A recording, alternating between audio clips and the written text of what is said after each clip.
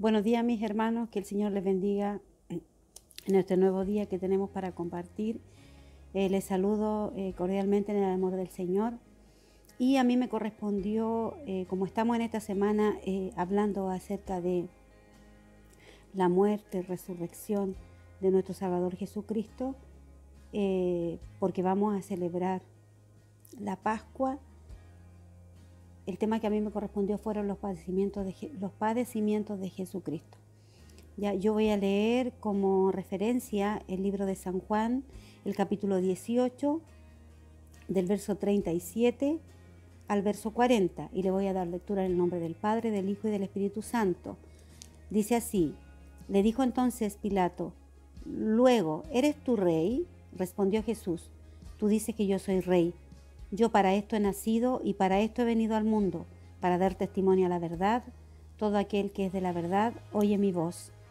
Le dijo Pilato: ¿qué es la verdad? Y cuando hubo dicho esto, salió otra vez a los judíos y le dijo: yo no hallo en él ningún delito. Pero vosotros tenéis la costumbre de que os suelte a uno en la Pascua. ¿Queréis, pues, que os suelte al rey de los judíos? Entonces todos dieron voces de nuevo diciendo: no a este, sino a Barrabás. Y Barrabás era ladrón. Amén. Si nosotros nos referimos a los padecimientos de Jesucristo, ¿cuándo consideramos que se inician los padecimientos de Jesucristo? Si bien esto es profético, marca un antes y un después, el minuto preciso en el cual Pilato, con la venia de Israel, como lo acabamos de leer, libera a Barrabás y condena a Jesús.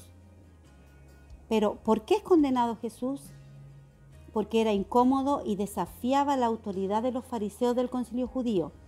Pero para entender la condena debemos entender la relación entre Roma e Israel.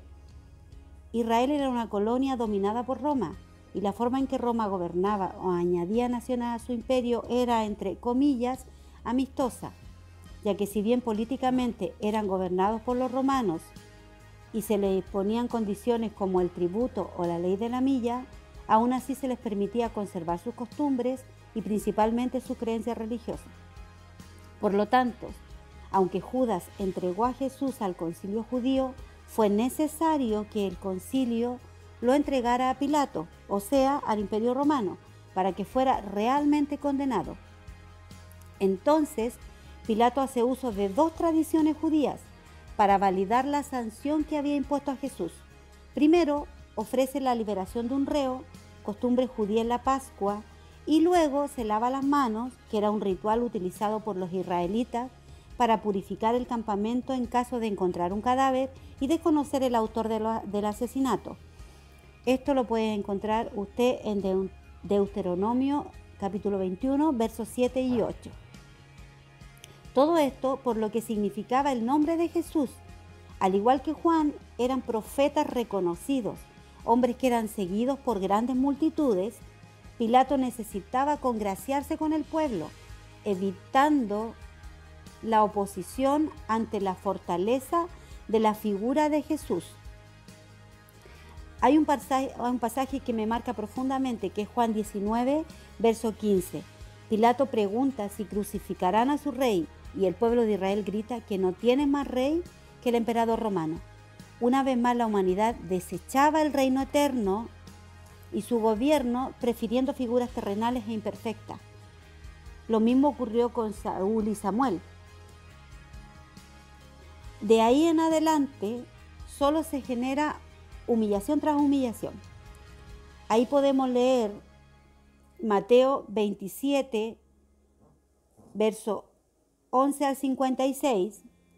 Usted puede tomar como referencia además Marcos capítulo 15 del verso 1 al 41, Lucas capítulo 22 versos 66 y 23, 48, y Juan 18 verso 28 y 19, 36. Primero, cuando Pilato tomó a Jesús, dice que inmediatamente es mandado a azotar. Luego, los soldados vendan sus ojos y se burlan de él diciendo: adivina quién fue el que te golpeó, o adivina quién fue el que te pegó. Luego le quitan su ropa, le ponen un manto púrpura, que era un color usado por la realeza o gente con mucho dinero, colocan la corona de espinas sobre su cabeza y una caña en su mano e irónicamente decían: «Salve, rey de los judíos». Mientras le escupían, luego le pusieron su ropa y otra vez lo llevaron a la crucifixión. Dice que luego alargan su sufrimiento porque no le permiten morir en el camino, pues encargan a Simón que le ayude a llevar la cruz hasta el monte Calvario o monte Gólgota. Dice que pusieron un letrero en su cruz que decía «El rey de los judíos» y fue puesto en arameo, en latín y griego.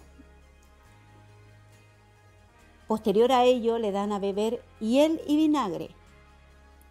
Después de crucificarlo, dice que se reparten su manto y echaron a suerte su túnica. Y no tenemos que olvidar que cuando a Jesús le crucifican, la palabra del Señor describe que a él le clavan sus manos, sus pies, y el dolor que en él provocan es indescriptible. Un dolor que es insoportable para cualquier ser humano. Luego lo humillan aludiendo a que él salvaba y no se podía salvar a sí mismo. De hecho le dicen: «Sálvate a ti mismo».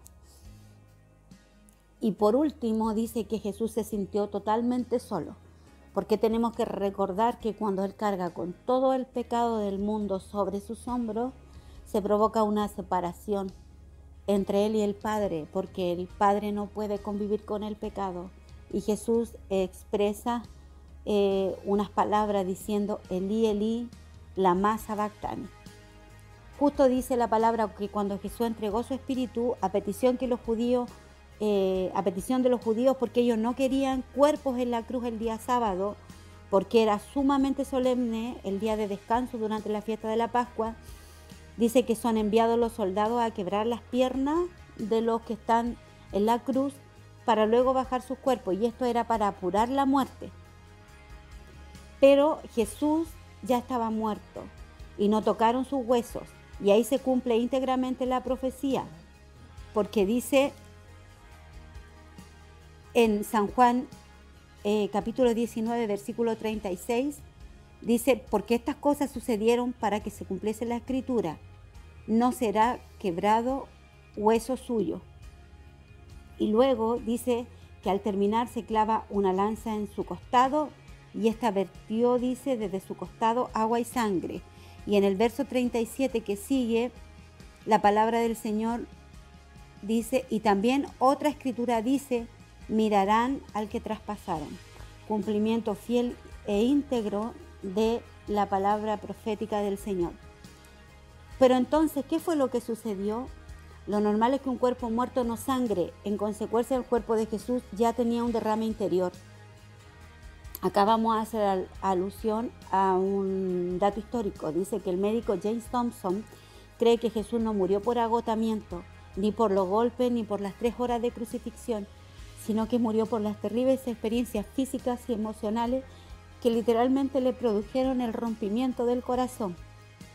La sangre del corazón se mezcló con el líquido del pericardio que rodea el corazón. La lanza del soldado rompió el pericardio y brotó la mezcla de sangre y agua. En esos tiempos la crucifixión era una forma común de castigo entre las naciones paganas en tiempos antiguos. Era un castigo romano no judío. No se conoce con seguridad si la usaban o no los antiguos judíos, pero las modalidades de pena capital, según la ley mosaica, eran morir por espada, eso lo encuentra en Éxodo 21, por estrangulamiento en Levítico 20 y por lapidación, Deuteronomio 21. La crucifixión era utilizada por Roma de mucho antes que Cristo fuera crucificado, y aún con mayor frecuencia con el paso del tiempo se fue dejando para los casos más críticos. Se usaba para los delincuentes más tremendos, más terribles, las personas más despiadadas, porque requería mucho esfuerzo la fabricación de la cruz y el orificio donde ésta se encajaba. Además demoraba mucho, ya que la finalidad de la crucifixión era la agonía más que la muerte, que la persona sufriera por su delito, los cuerpos debían pudrirse sobre la cruz. La muerte de Jesús fue una excepción a la regla, ya que su cansancio mental y físico y el cumplimiento del propósito del Padre requerían que así fuese. Aún así estaban en periodo de celebración de la Pascua, por lo que hizo que, sin darse cuenta que Jesús ya estaba muerto, apresuraran la crucifixión de él y los ladrones que le acompañaban para respetar el reposo de dicha festividad.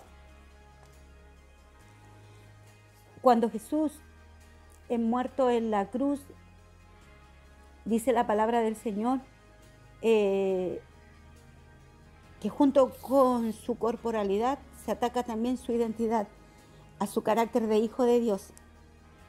Si volvemos un poco a Lucas 4, también Mateo 4 y Marcos 1, cuando Satanás le tienta en el desierto, más de una vez le señala: si tú eres hijo de Dios, motivándolo a ir en contra del propósito divino, haciendo un mal uso de su poder. Esto se replica en la cruz, cuando se dice que baja de la cruz con el cartel que colocan en la cruz con la misma corona de espinas. Todos son símbolos que buscan generar vergüenza, ridiculizar a Jesús, denostándole, minimizando la afirmación de que Él es hijo de Dios. Por último, es precioso ver cómo Jesús transforma símbolos de vergüenza en símbolos de victoria.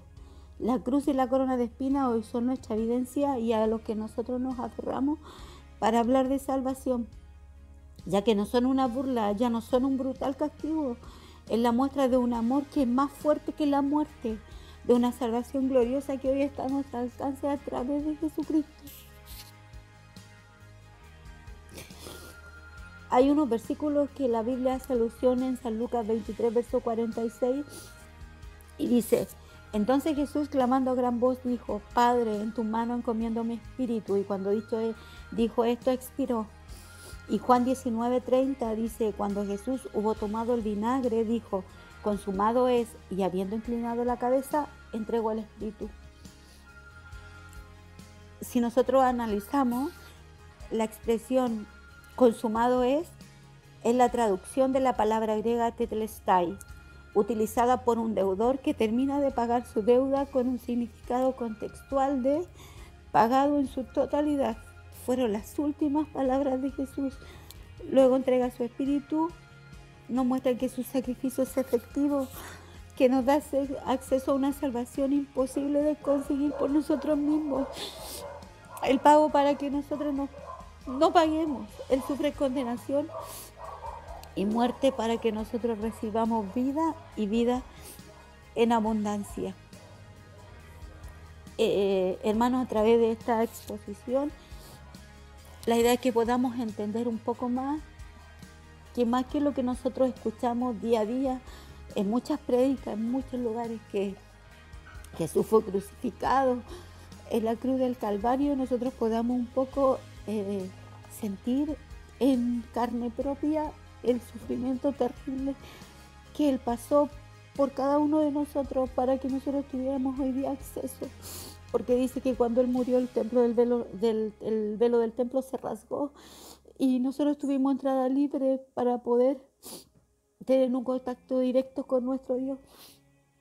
Por esa razón, en esta hora la idea es que podamos ir aprendiendo.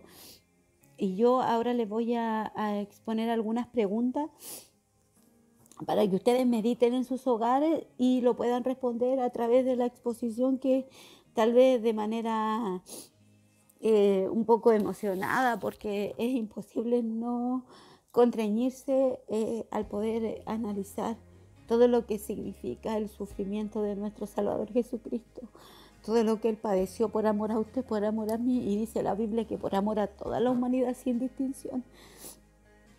Y hoy día es bueno recordar aquello. A usted, como primera pregunta, ¿le parece más llamativo el sistema del mundo o seguir la voluntad de Dios?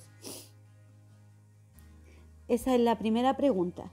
La segunda pregunta es que usted, así como yo lo hice en la exposición, usted me puede enumerar del 1 al 9 los puntos expuestos a través de cómo se fue desarrollando estos padecimientos de Jesucristo. que dice que se generó humillación tras humillación. Y ahí usted, si escucha la exposición, se va a dar cuenta que están relatados uno tras uno, del 1 al 9. Después, la tercera pregunta: ¿por qué los judíos no querían cuerpos en la cruz el día sábado? ¿Por qué los judíos no querían cuerpos en la cruz el día sábado? Como cuarta pregunta, quiero que ustedes puedan responder qué significaba la crucifixión. ¿Qué era la crucifixión? Que usted la pueda describir. Y por último, como número 5, quiero que usted pueda expresar y dar una breve concepto sobre el término consumado es, que también está al final de la exposición ahí para que usted pueda escucharla con detención y pueda responder cada una de estas preguntas. Hermanos queridos, Dios les bendiga mucho, le agradezco a Dios esta oportunidad, le agradezco también a mi hija por la ayuda enorme que ella me brinda. Espero que sea de bendición para su vida y yo le insto a poder recordar, más allá de que usted escuche como una historia que Jesús fue crucificado, que usted pueda sentir en carne propia que fue lo que él sintió. Y él, si nosotros podemos ver en la exposición, dice que los hombres reconocieron que no había delito en él, por tanto no era necesario sufrir todo lo que sufrió, pero si él lo hizo solo por amor a usted, por amor a mí y por amor a toda la humanidad. Que Dios les bendiga en esta mañana.